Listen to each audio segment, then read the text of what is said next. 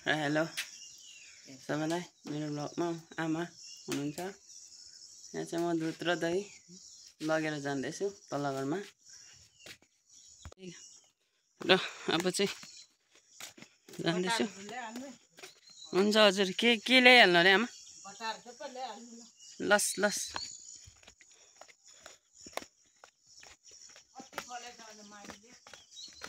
ल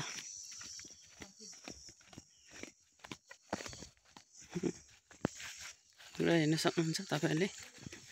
यो चाहिँ मैले स्कुटी राख्ने जग्गा भनेको विशाल दाजु र मैले। कहाँबाट जाउँ म?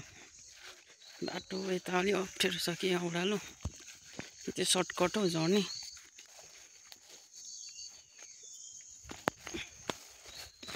यहाँबाट चाहिँ लड्यो भने चाहिँ चिप्लो छ कि बाटो सो त्यही भएर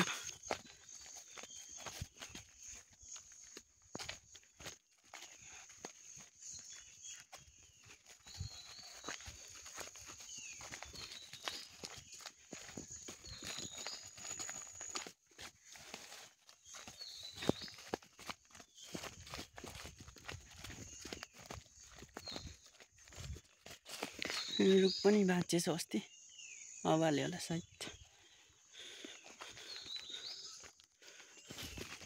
र गाइस यसलाई चाहिँ के भन्छ तपाईले चिन्नुहुन्छ होला? नाकिमाको बोट।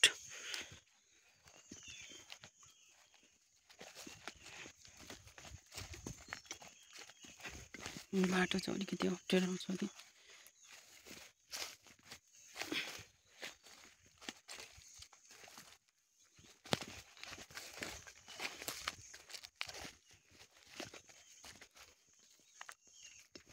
र तपाईहरुले मेरो ब्लगलाई मन पराइदिनुहुन्छ भन्ने पुरा आशा राख्दैछु। र प्लिज लाइक शेयर कमेन्टहरु चाहिँ गरिदिनुस्। सो म फेरि पनि नयाँ ब्लग ल्याउँदै आउने छु। सो तपाईहरुको सपोर्ट चाहिँ मलाई चाहिन्छ। सो त्यही भएर चाहिँ तपाईहरुले मलाई चाहिँ सपोर्ट चाहिँ गरिदिनु पर्यो। जान्दैछु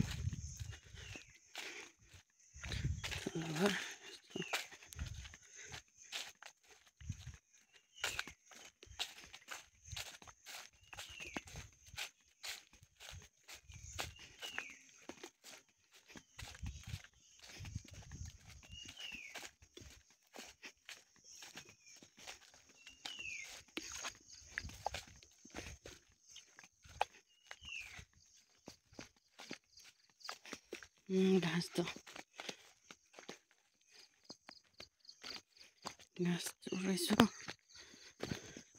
यो मकै त सबै किराले खाइसक्यो मकैको टुप्पा हेर्न सक्नुहुन्छ।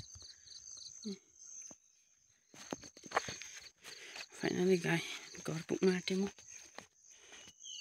विशाल दाजुको घर यो चाहिँ। A few moments later.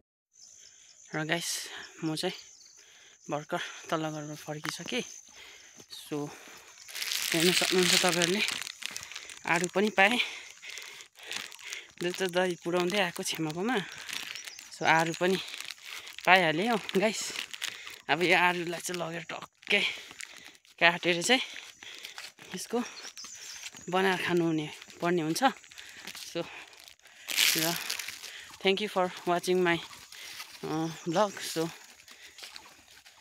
फेरि पनि नयाँ ब्लग आउनेछ तपाईहरुको माझ। र तपाईहरु प्लिज मेरो ब्लगलाई हेरेर लाइक शेयर कमेन्ट गरिदिनुस्। सो म पनि त्यसबाट अझै इन्स्पायर भएर मेरो ब्लगलाई नयाँ ब्लग ल्याउने छु तपाईहरुको माझ। So bye bye guys, bye bye.